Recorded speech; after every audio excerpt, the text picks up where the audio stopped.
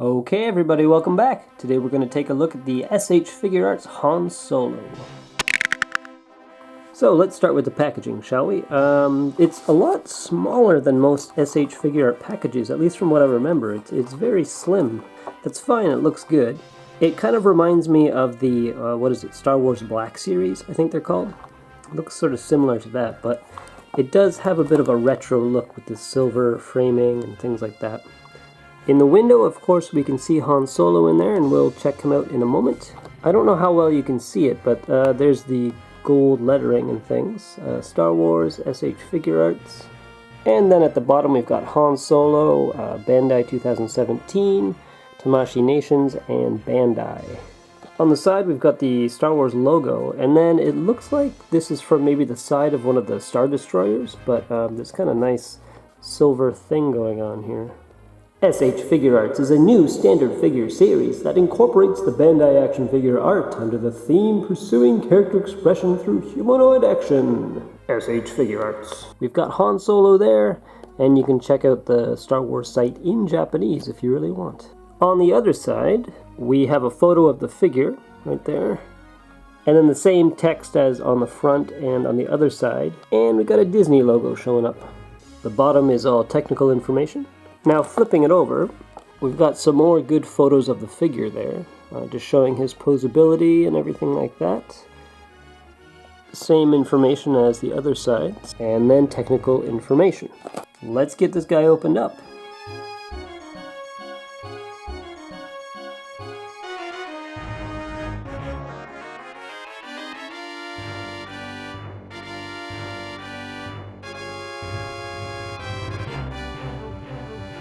So we'll get to his accessories first.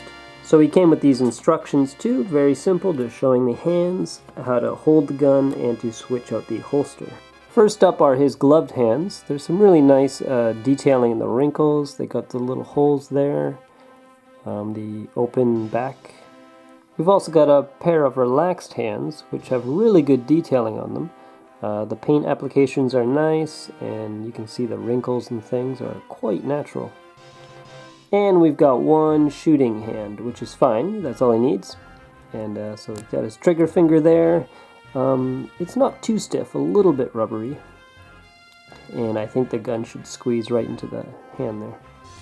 So here we've got one of the holsters. Now this is just going to peg into his leg. And when you have him holding the gun, obviously this is supposed to be empty, so this will go into the leg.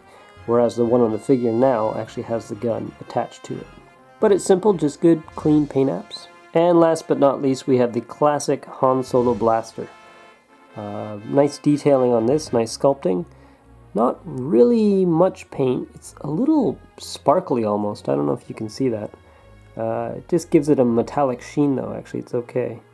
And even the handle has a bit of a texture to it, which is really nice considering this tiny scale.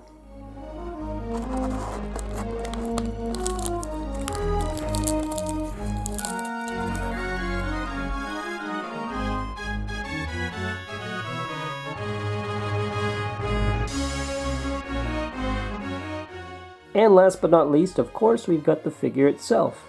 Now I've got to say, I am very impressed with how they did this. The sculpt work and the paint are great. This looks a lot like Harrison Ford back on the set of A New Hope, which this one specifically is from, the first movie.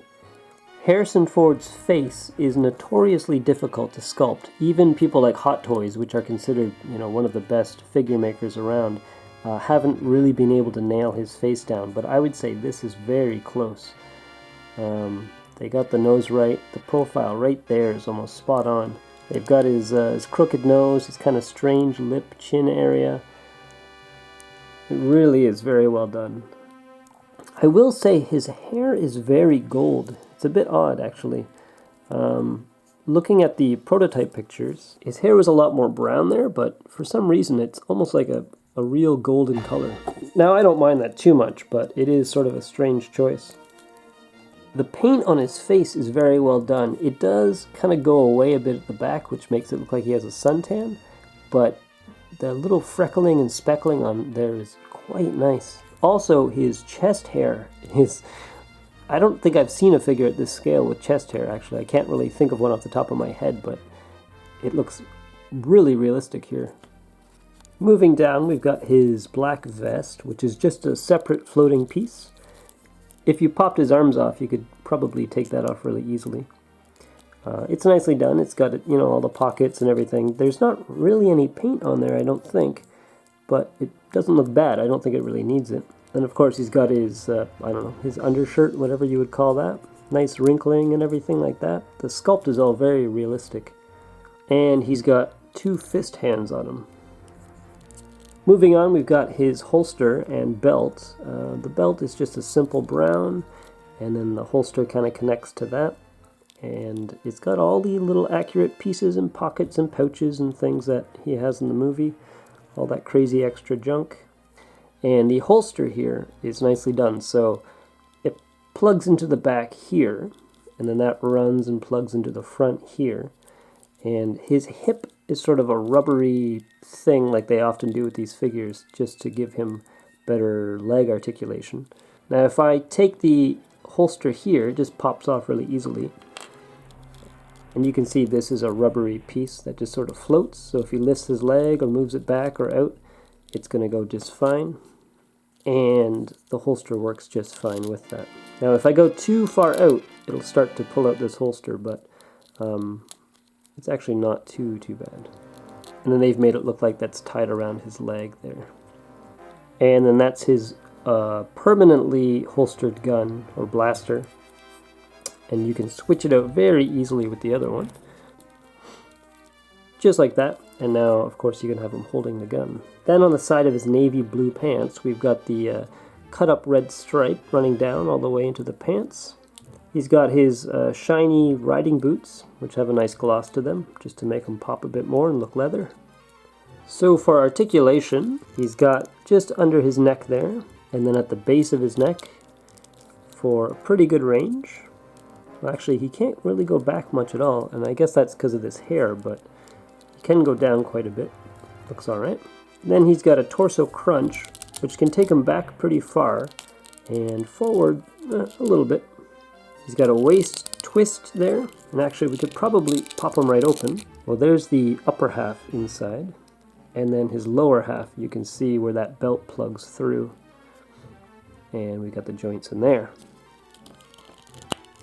Then for his hips, like I said, he's got this kind of rubber crotch, and his legs have a pretty good range of motion, just like that. You can see they kind of come down there a bit. They can go out and in about that much, and back a bit. Now the one with the holster on it, you can go like that without it popping out, but if you try to go too much like this, it's not really going to be able to stay in so well. So if you're bringing his leg out that much, the holster is going to start to pop out. But I don't think you're going to be doing a, I don't know, Tarzan swinging pose Han Solo. And then down to his knees, we get about that much going back, which is pretty good. Which means if you were to make a Millennium Falcon cockpit at this scale, he should be able to fly it just fine. Then we've got an ankle rocker down there, and then a little bit back, and a bit forward, and a toe joint as well. Ow, that looks painful. Oh, I forgot his shoulders. So his arms go out pretty nice. Good range there. Of course, they go all the way around, no problem. His elbows fold about that much. And then he's just got a normal wrist peg thing going on in there. The blaster fits in his hand quite nicely. The finger goes in and it goes right in the palm. But yeah, I've got to say, if you've seen those old photos of Harrison Ford, the like old promotional photos for the movie, this thing looks a lot like it. It's got the same slim build, good facial expression, the hair's right, except for the kind of weird gold paint, but honestly I don't mind that at all.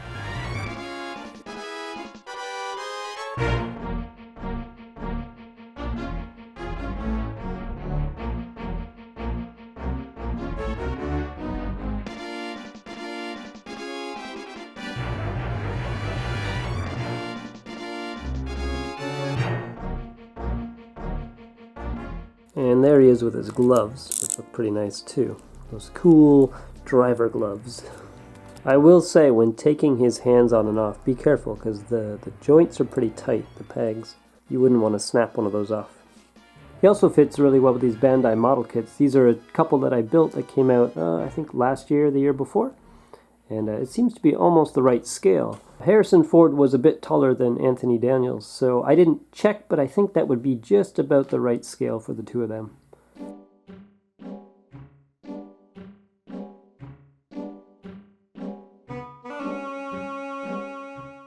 And there you have it, the SH Figuarts Star Wars Han Solo from A New Hope. If you have any questions or comments, leave them below and I'll do my best to help. Otherwise, thanks for watching. Bye-bye.